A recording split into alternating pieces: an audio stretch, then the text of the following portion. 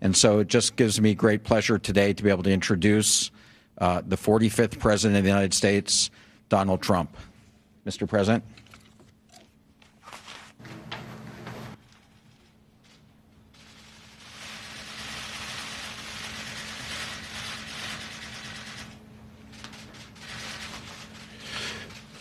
Well, thank you very much. As you know, this was a small press conference, but a very important one, and it was scheduled to talk about the great things that we're doing with the Secretary on the Veterans Administration. And we will talk about that very much so in a little while, but I thought I should put out a comment as to what's going on in Charlottesville. So, again, I want to thank everybody for being here. In particular, I want to thank our incredible veterans, and thank you, fellas. Let me shake your hand. Thank you very much, sir.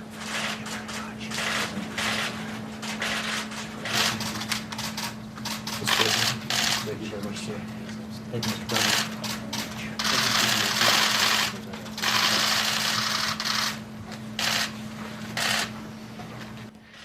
Great people. They're great people. But we're closely following the terrible events unfolding in Charlottesville, Virginia. We condemn in the strongest possible terms this egregious display of hatred, bigotry, and violence on many sides. On many sides. It's been going on for a long time in our country. Not Donald Trump, not Barack Obama. This has been going on for a long, long time. It has no place in America. What is vital now is a swift restoration of law and order and the protection of innocent lives. No citizen should ever fear for their safety and security in our society, and no child should ever be afraid to go outside and play or be with their parents and have a good time. I just got off the phone with the governor of Virginia, Terry McAuliffe, and we agreed that the hate and the division must stop, and must stop right now. We have to come together as Americans with love for our nation and true affection, really, and I say this so strongly, true affection for each other. Our country is doing very well in so many ways. We have record, just absolute record employment. We have unemployment, the lowest it's been in almost 17 years. We have companies pouring into our country, Foxconn and car companies and so many others. They're coming back to our country. We're renegotiating trade deals to make them great for our country and great for the American worker. We have so many incredible things happening in our country. So when I watch Charlottesville, to me, it's very, very sad. I want to salute the great work of the state and local police in Virginia, incredible people, law enforcement, incredible people, and also the National Guard. They've really been working smart and working hard.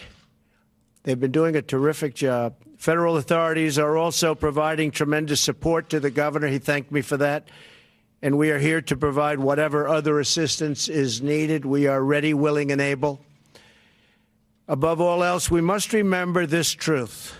No matter our color, creed, religion, or political party, we are all Americans first. We love our country. We love our God. We love our flag. We're proud of our country. We're proud of who we are. So we want to get the situation straightened out in Charlottesville, and we want to study it.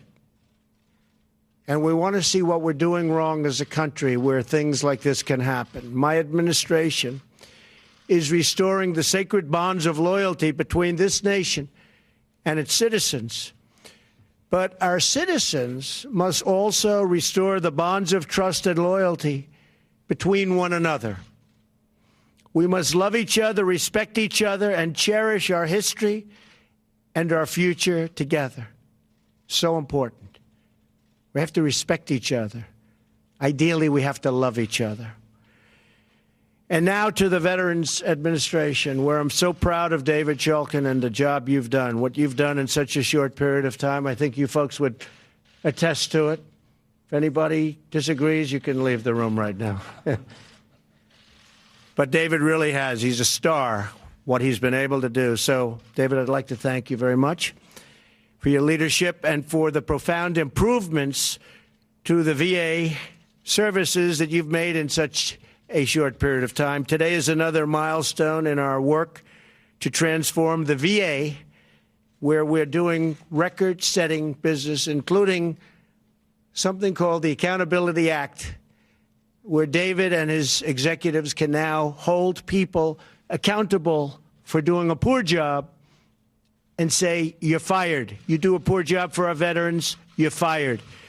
That's been in the making for 40 years. They weren't able to get it approved. One of our legislative successes, frankly, one of our many legislative successes. We got it approved.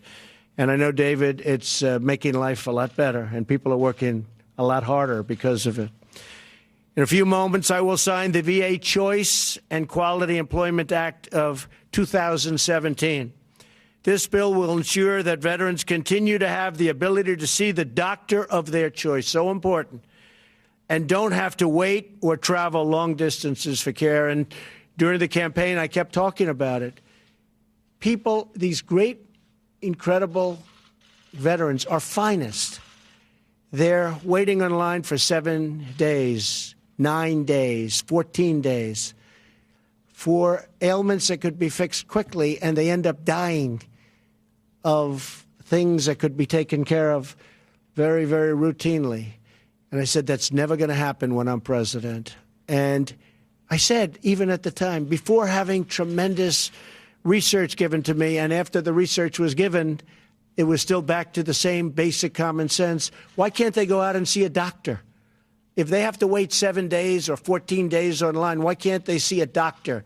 And we'll pay for the cost of the doctor. And that's going to be a lot less expensive, but more importantly, you're going to have immediate medical care for our veterans. And that's what we're doing. And they're very, very thankful. And it started already, quite a little while ago, considering we're a very young administration. And I think you see from the veterans, they're very, very proud of it and very happy. Very importantly, this bill also authorizes new community-based outpatient clinics and improves the VA's ability to hire quality job candidates. We're getting candidates that are of the highest quality into the VA system now, so that our veterans have more choices and more access to the absolute best possible care. I want to thank Congressman Phil Rowe, Senator Johnny Isakson. They two people have been working so hard. Senator Dean Heller, for their dedicated efforts to get this bill through Congress. It was very, very tough for reasons that I guess I understand, but it was not easy. And I will tell you that Phil and Johnny and Dean worked very, very hard to get it through.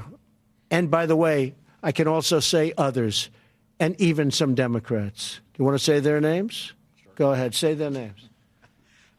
Senator Tester and Representative Walz were key in helping us get this done, Mr. President. See, I can do it. But people fought, and they really fought us hard, and now the administration is fighting for you.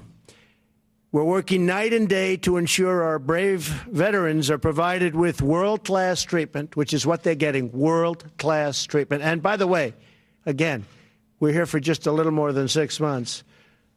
You're seeing it on a daily basis get better and better and better, and you're hearing it from the veterans. But they're getting this great medical treatment, care, procedures, and we're getting our facilities shaped up and made into world-class facilities at the same time. So our great veterans deserve only the best, And that's exactly what they're getting. I want to thank everybody for being here, especially the wonderful veterans behind me. They have helped us so much. They're spectacular people. And again, going back to Charlottesville, we have to heal the wounds of our country. These are wounds that have been going on for really a long time. And I thought, and everybody wants it to heal, and it will heal. And we're going to make every effort possible to make sure that that healing procedure goes as quickly as possible. I love the people of our country. I love all of the people of our country. We're going to make America great again, but we're going to make it great for all of the people of the United States of America. Thank you very much. Thank you. Thank you very much.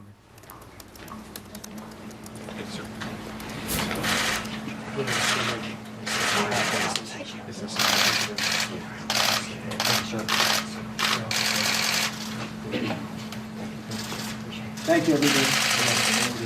Mr. President, how do you respond to white nationalists who say they're participating in Charlottesville because they support you? They'd like me to sign the bill here instead of outside, so I think we'll do that. Okay? Thank you.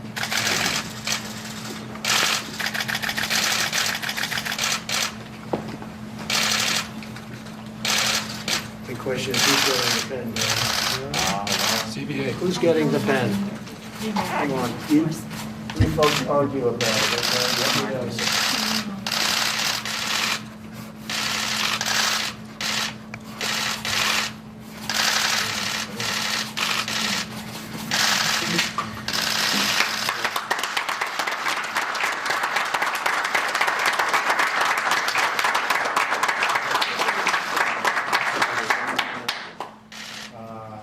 I think we're going to give it to ladies first, right? Thank you, sir. Thank you, Mr. President. Okay? Thank you very much, everybody.